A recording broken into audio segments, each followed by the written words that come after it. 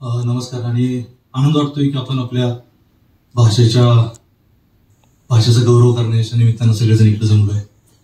पण भाषा रोज बोलायची आणि एखाद्या दिवशी फक्त तिचा अभिमान बाळगायचा अशी गोष्ट नाही. मला वाटतं तिचा अभिमान रोज बाळगला पाहिजे आणि ती अभिमानानं बोलली पाहिजे. आणि परवा पुण्यात एका कार्यक्रमात आम्हाला सूत्रसंचालकानं महेश सर होते, सगळे होते. त्यांनी विचारले की तुला काय वाटतं भाषा किती दिवस टिकेल मराठी? तर मला जरा चिंता वाटली, हसू आलं की भाषा किती दिवस टिकेल असा प्रश्न खूप वर्षांपासून भेडसावतोय. खूप मोठमोठ्या दिग्गजांनी भाषेबद्दलची चिंता व्यक्त केली आणि भाषा टिकेल का नाही हा एक प्रश्न असतो. मराठीची पडझड होते असं वाटत राहतं.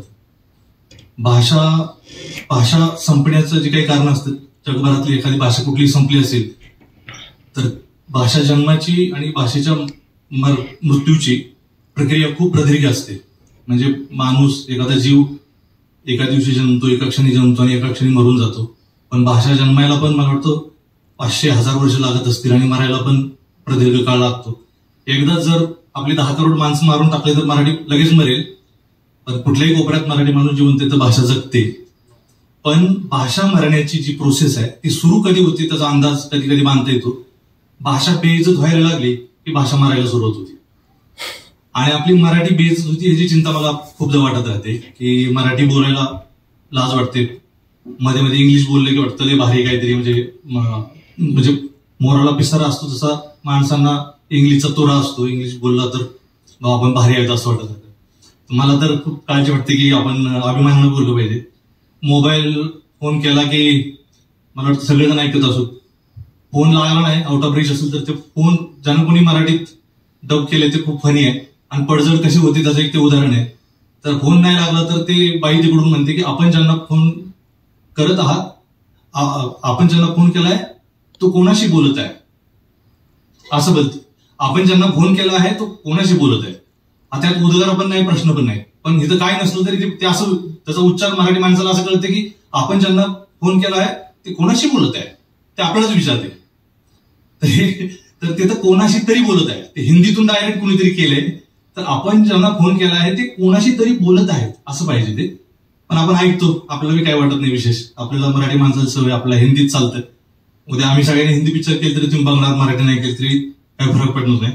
त्यामुळे सगळी दिग्गज मंडळी आहेत म्हणून चिंता व्यक्त केली आणि आनंद वाटतोय.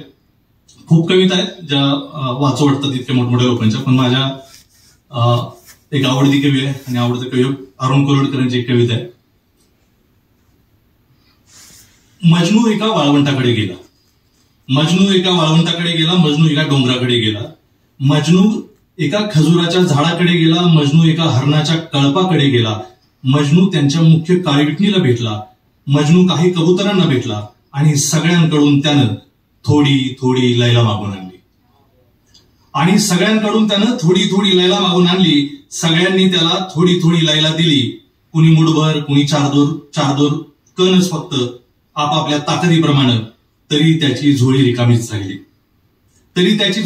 राहिली. काही दिवस मजनू भऱ्या पहाटे उठून रोज नेमानं अगदी फाटकी चाळण घेऊन एका नदीकडे जायचा आणि अंधाड पडेस्तोवर छाननी करायचा घसरत्या वाळूची, वाहत्या पाण्याची. लैलेचे 2 कण तरी चमकदार आपल्याला मिळतील या आशेनं. मजनूच्या केसात एका चिमणीनं खोपा केला. एका तिरसट पुरुषाकडून लॅम आणि ए ही 2च धुळाक्षरं तो शिकला आणि नस्तलिक लिपीत ती 2 अक्षरं तो बोटानं वाळूत किंवा हवेतल्या हवेत पुन्हा पुन्हा गिरवायचा. ज्या दगडावर रात्री तो डोकं टेकून झोपायचा तो दगड त्याला हळुवारपणे रोज लैला उलगडून सांगायचा. ज्या दगडावर रात्री तो डोकं टेकून झोपायचा तो दगड त्याला हळुवारपणे रोज लैला उलगडून सांगायचा. तो दगड मजनूला शिकवायचा झोपेतल्या झोपेत लैलो उपनिषद. लैलेला लैलेनं भागा किंवा लैलेला लैलेनं गुन्हा, उत्तर मिळतं एकच, लैला. लैलेतून लैला काढून घेतली तर शिल्लक राहते लैला. आणि लैला ही एकच संख्या अशी आहे की जी मजनू अशी लिहिता येते. तो दगड मजनूला आश्वासन द्यायचा आणि म्हणायचा भेटेल, तुला लैला भेटेल, पण केव्हा? लैलीकडे जेव्हा तू पाठ फिरवशील तेव्हा.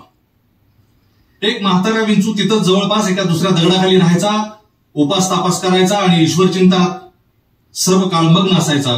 त्याला खूप दया यायची मजनूची. आणि एक दिवस त्यानं जी काही थोडी बहुत लैला गुंजभर होती नव्हती त्याच्या नांगीत, ती सगळीच्या सगळी देऊन टाकली एका फटक्यात मजनूला. आणि आभार मानायला सुद्धा तिथं न रिंगाता तो तीर्थयात्रेला निघून गेला. आयुष्यातले उरलेले 4 दिवस आता परमेश्वराच्या सानिध्यात घालावेत म्हणून. मजनूला दुःख झालं डोंगरा एवढं, मजनूला दुःख झालं तुफान अगदी, मजनूला दुःख झालं धो धो धो. त्यात वाहून गेले किती वृक्ष, किती उंट, किती घोडे, किती खानदानं, किती डेरे. मजनूच्या दुःखानं इरिगेट केला सारा अरबिया. आणि त्यातून कालवे काढले किती कवींनी, किती दास्तानजींनी, कित्येक पटकथा लेखकांनी. लैलेला भेटायला जाताना वाटेतच भेटली लैला, म्हणजे समोरच येऊन उभी राहिली त्याच्या, तीही त्यालाच भेटायला येत होती. तेव्हा मजनू म्हणाला वाट सोड, बाहेर हो, बाजूला हो. लैला तिथंच उभी राहिली, खाली मान घालून जागच्या जागी. तेव्हा तिला वळसा घालून मजनू पुढे निघून गेला, लैलेच्या नावाचा जप करीत लैलेला भेटायला. धन्यवाद.